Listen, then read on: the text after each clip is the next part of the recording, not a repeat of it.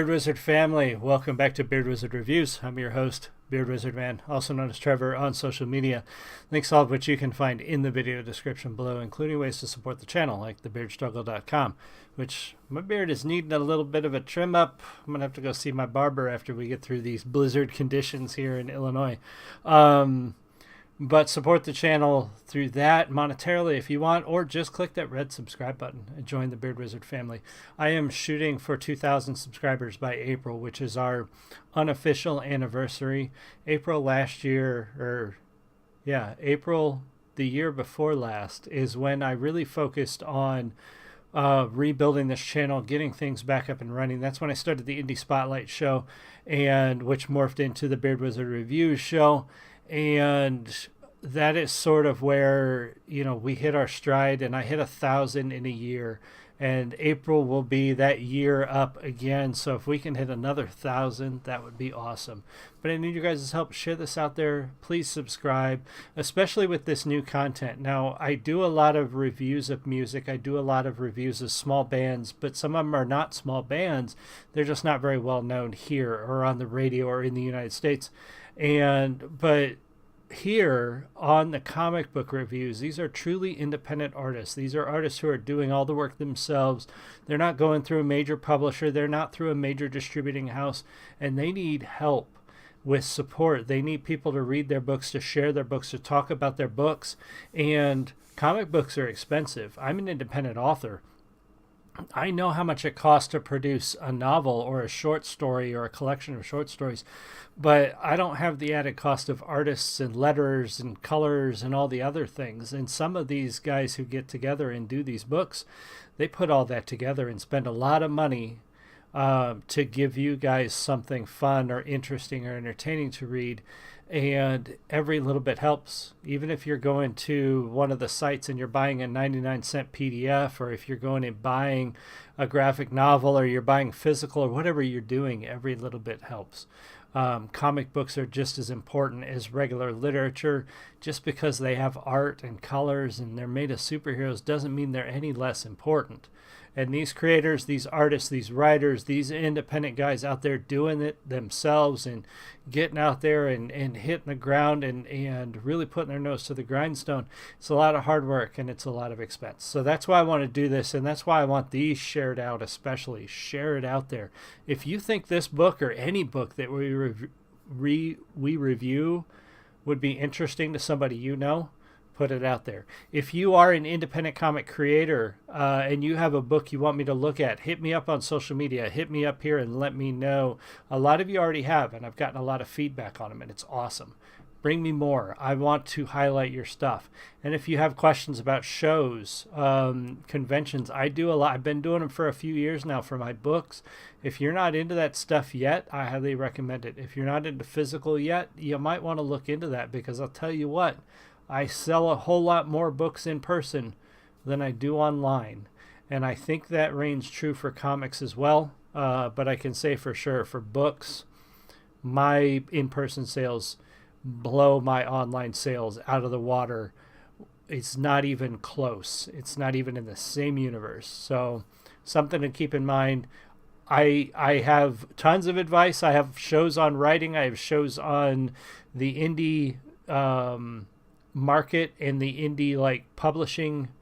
The word I'm looking for is escaping me, but I have some videos out there under my writing stuff and my podcast, and check those out if you're interested in independent writing, how to get started, how to get those things out there. I don't have as much for comic books as I haven't done comic books, but some of that still relates.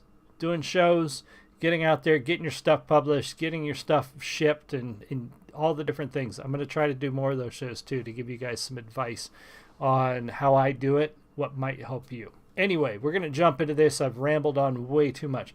Tonight, I am taking a look at a book called The Night Guardians, and this particular subtitle, The Awakenings.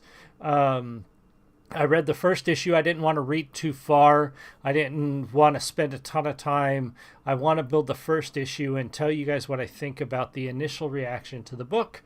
The book is written by Nick Davis. Art is by Veronica Smith. There was a couple of other credits in there, and you can see in the... oh, excuse me. Got dry all of a sudden.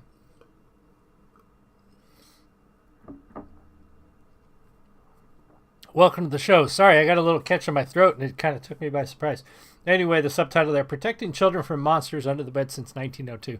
What a great little hook right away. Just a little hook. And when I saw Nick's message to me about the book and the, he sent me several links.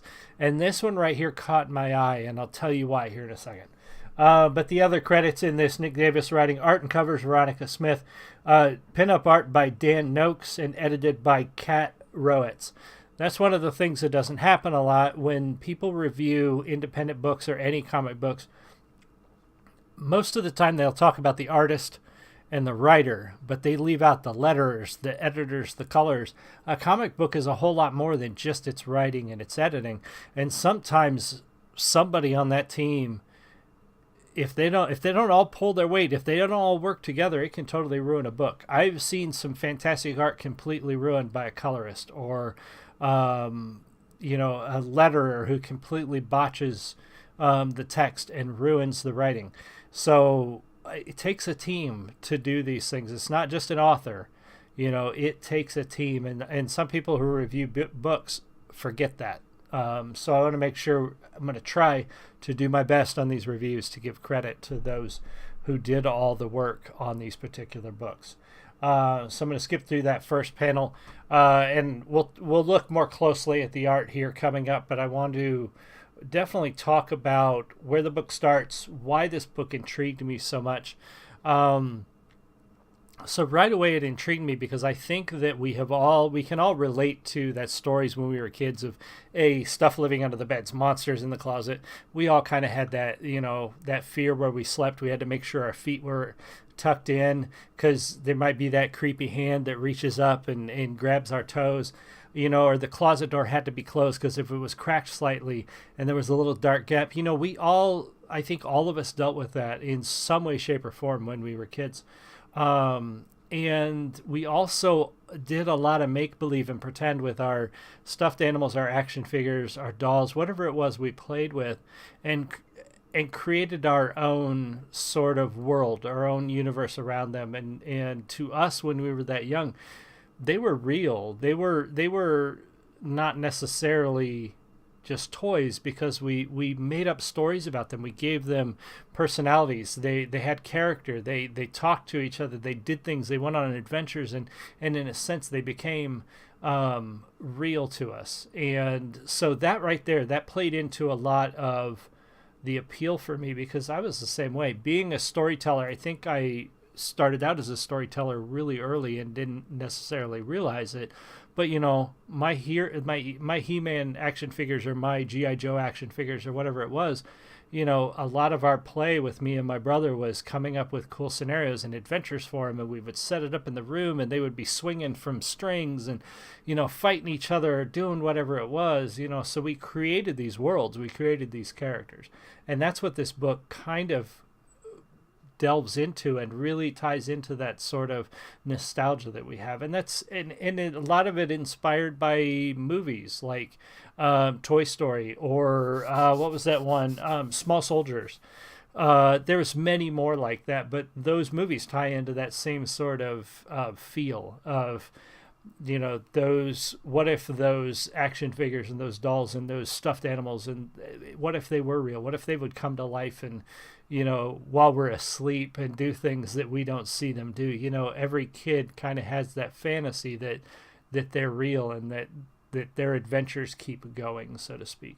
So I love that it ties into that. I love it plays into that nostalgia. Now, the first issue, there are some mature comics in this line from Nick and team, but this particular one, at least the first issue that I read, was very age appropriate. So I think you could have a kid read this book and really kind of relate to some of the things going on. Now, early on, I don't want to give a ton away the story, but the family suffers a loss, so the kids are dealing with a loss in their family, which could also be something good for a kid to read. and then how he deals with that. But also it goes into there are creatures under the bed that are trying to steal the child's innocence, and then the stuffed animals, the toys, come to life to defend their children, to defend their protectors of the kids. So Nick and team have built this whole world where stuffed animals and toys are real, and they have a job. They are protectors of the realm, so to speak. They are assigned a boy or a girl, and it's their job to protect them at night from the monsters under the bed or in the closet, the monsters that have come to hurt them, or in specifically described in there to steal their innocence, as if the childish innocence is some sort of magical power or some sort of source of energy that these evil dudes have come to take from them, to siphon from them. Kind of reminds me of there was a Stephen King book slash movie. I never read the book because I don't read Stephen King, but what was the movie? There was a movie where cats or trolls or something would come and like suck the breath out of sleeping people, and cats would I don't know. If you know it, drop it in the comments. I cannot remember if was it called Cat's Eye maybe. Way back in the 80s there was this movie about it, and I don't know, but it kind of made me think of that movie when I was reading the book. So the story sets up really good, the world sets up really good and quick, and we've talked about this on previous reviews, but it's an important in a comic book where you have limited text space, so to speak. You've got 24 pages or 32 pages to deliver your initial story. You've got to, in that initial story, you've got to hook your reader, you've got to get everybody interested, you've got to deliver a story, and you've got to deliver a hook for the next issue. You don't have a lot of space to waste. You don't have a lot of room. So when you're dealing with fantasy, when you're dealing with especially independent stuff, because people aren't familiar with it, it's not like you could launch a comic book with Spider-Man on the cover. Everybody who knows anything about Spider-Man pretty much knows what to expect. You don't need a lot of setup or world building for that comic book. But when you're delivering an independent comic book, especially one that's dealing with some fantasy elements, you've got to build that world quick. And this book does. It gives you just a couple of 3 panels. It tells you what has happened right before the issue. It tells you what you're about to read, the world you're about to step into. The stuffed animals are real. They come to life at night to protect their children. Like that is, and that's really all you need, because the rest of the story needs to tell you what it's all about, and it does. Nick and team do a great job of taking that little bit of world building, that little bit of backstory, and then fleshing it out through the first issue, and setting the whole thing up. Like they give you all of it in that first issue, which is great. But they also leave you with a bit of mystery at the end, which is that hook for the next issue. So it makes you want to flip to the next page, or in this case, flip to the next page. But in the case of an issue by issue comic, it's going to make you want to go get the next one. You're going to want to see what happens next. This is cool. I enjoyed this. They left me with a little question, a little hook, a little mystery. Now I want to go find out what's next. Story's got a lot of action. And the action in this is done very well when it comes to the art. That's one thing that I talk about a lot because it's important. Some comics, especially indie comics, because indie comics, a lot of these indie comics are guys just starting out. They didn't intern from Marvel for several years, drawing a panel here and there and learning from the bigwigs. These guys are jumping in there, and they probably learned from reading other comics and doing stuff, but oftentimes they're jumping in there with an idea and they're just going with it. And so they don't all hit at the same sort of level and the same skill. Motion in comics is tough to do. You got still images and you got to convey motion. And when you're doing an action comic, it's even more important. When you got fight scenes and you got a lot of movement and you got a lot of people throwing each other, combat and weapons and all this other stuff, you've got to be able to convey motion in these panels. And they do a good job here, Nick and team. It's fantastic. Veronica doing the art really has to take a lot of the credit for being able to deliver that. Very well done. I'm reading some of my notes here because I don't want to leave anything out. There is also a lot of history tied to the book, which I like. I am a history... I love history. I love reading about history. I love studying history. And when I read fiction that has a lot of historical elements built into its world, that I love. So this book has a lot of history built into it, because at the beginning you can see that um, the family is going to stay with grandparents, and so it's not just the kids' stuffed animals that are here present, but it's their parents, specifically the father's stuffed animal is present as well. So it delves into this history of this has existed before. This isn't like a new thing. And something that comic books sometimes fail to do is it's almost like that comic or that story exists only within itself. There's nothing that came before and nothing that exists after. And this book does a really good job of letting you know that there is stuff that came before. It's not like this story sprang to life out of nothing. And that's a good thing. That's an important thing, because it makes you feel a little more invested in the comic, because it's not like, okay, yeah, I get that, it just started, the story just started, and when we're done, that's it. There's nothing more to it. It kind of lets you feel like, well, this has been going on before. It has been going on, and you just kind of jumped in somewhere later down the road, and there's a lot to know and a lot to learn, and I like that because it makes you want to find out things. It makes you want to pay attention to those historical elements, so that you don't miss anything. And I like that part. I like that in writing. I like it in fiction. I like it in novels. I like it in movies. So it's a good element to have overall, especially good in comic books. The text, the dialogue, all of that's well written, easy to follow, good banter with the characters. There's two characters in here that sort of have this little bit of sibling rivalry almost, and it's not the brother and sister. It's it's the two of the stuffed animals.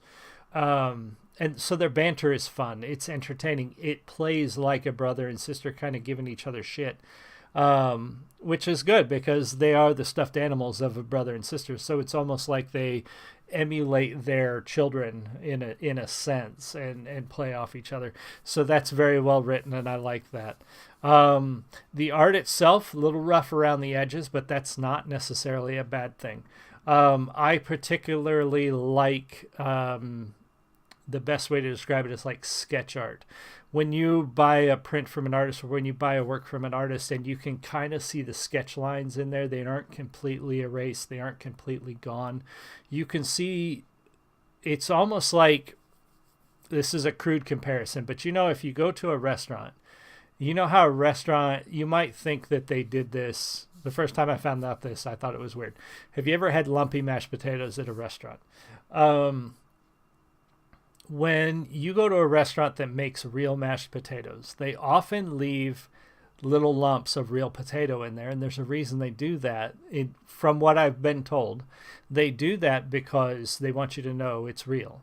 Perfectly smooth, perfectly creamy mashed potatoes, sometimes hard to tell if they were frozen instant, not necessarily made from real potatoes. So a lot of your restaurants will kind of leave the lumps in, and that's kind of what I'm talking about here. Like, I love digital art, but I also love to see when artists use their hands. I love to see an artist, like when I can buy a print from an artist and I can still see the blue pencil line where they started with. Sometimes you buy those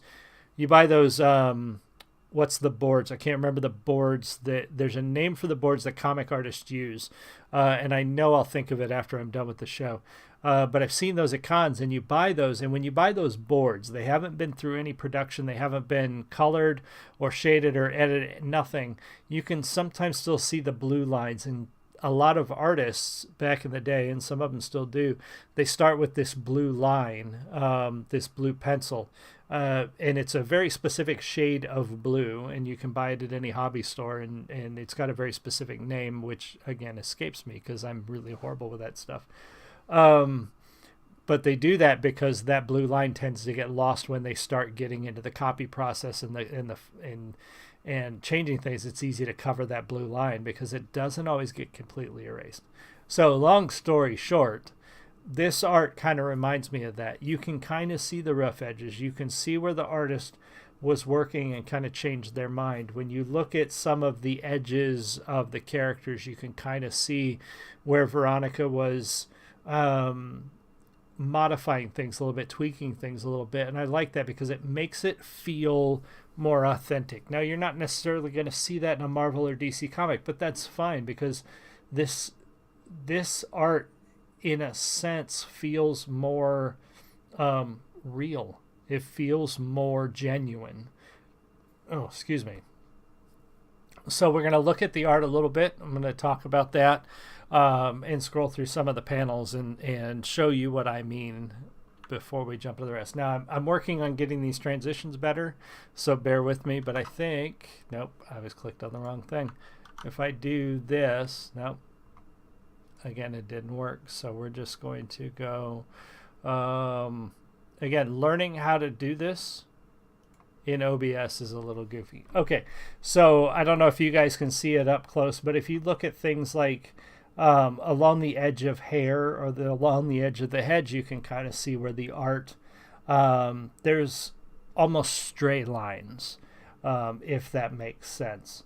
But the art is not bad. It's really quite good as far as independents go. And even as far, I mean, I've seen some professionally done comic books that are bad. And this is not. This is pretty good. I really liked looking through the art. You know, each character looks different. That's one of the things you find sometimes with newer artists and stuff is they have a hard time distinguishing characters from each other, giving them unique looks and appearances. But even professional big time artists don't always get that right. I like that the backgrounds are good and clean. There's nothing really cluttered. There's nothing you can tell what's going on, and the panels don't feel empty. Even when they are, you kind of get that transition of, like, in this second panel here, that sky behind them. You don't really need much behind them when you're doing that close-up, but that sky. And over here, it's the same color as the walls, so they're in that room. It's not just empty. But here again, this is where I was talking about you can kind of see motion. And again, you can also kind of see those rough straight lines, that part that makes the art feel a little genuine, a little more real. But again, motion conveyed really well. You can tell what the characters are doing. You've got good dynamic poses, dramatic stuff going on. And I think when we get into... Yeah, here, you've got the character interaction, the banter between these two characters, which is always good. As if they're siblings, kind of having a little spat or a little, not quite an argument, but almost, how siblings are sometimes.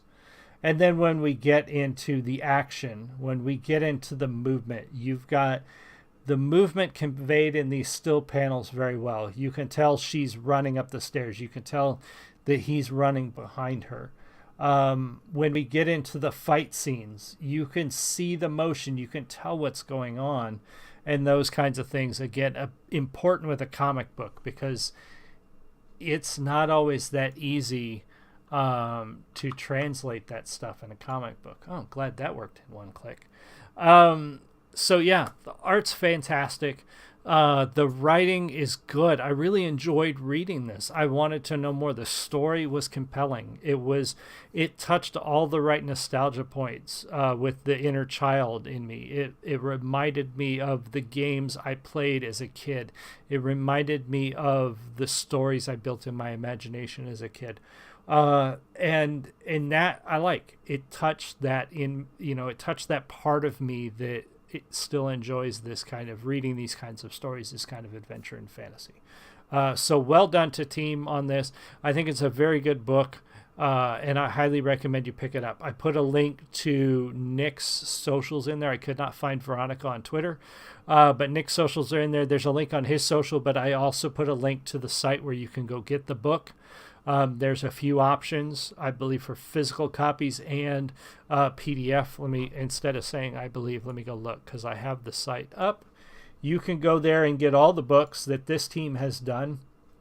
The Night Guardians is available, paperback, hardcover, Kindle ebook. You can get it right off. You can get it on Amazon and right off of their thing. So they're selling the full 150-page full color graphic novel for $14.99, which is actually really good for a graphic novel. That's a great price for a physical graphic novel. So check it out. If you guys are interested, share it out there. Please share it if you think somebody would enjoy this. Ed, thank you so much. I really appreciate that. Thank you for being here and everybody else who was here.